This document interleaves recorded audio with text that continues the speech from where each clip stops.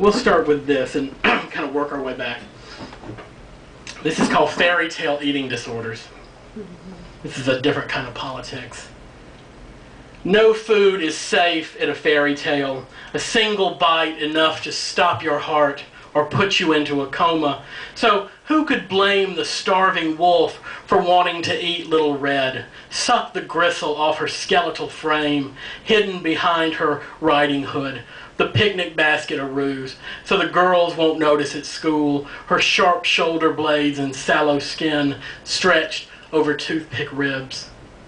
And what about Snow White, who already has texture issues? She'll never eat fresh fruit again, or comb her hair for that matter, because the mirror is back-talking, makes her paranoid about the prince, says he's got eyes for a skinny maid. So she'll hide her dinner in napkins, or discreetly vomit in a chamber pot, the comfort she once took in apples, now gone to rot.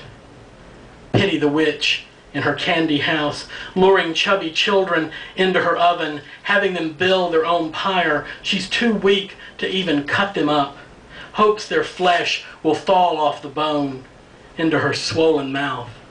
Even a crone isn't safe these days from poison and processed food.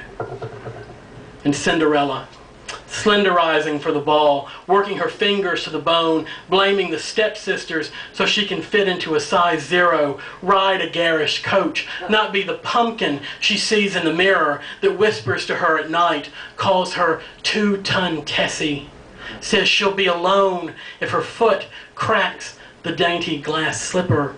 No one likes a fat princess.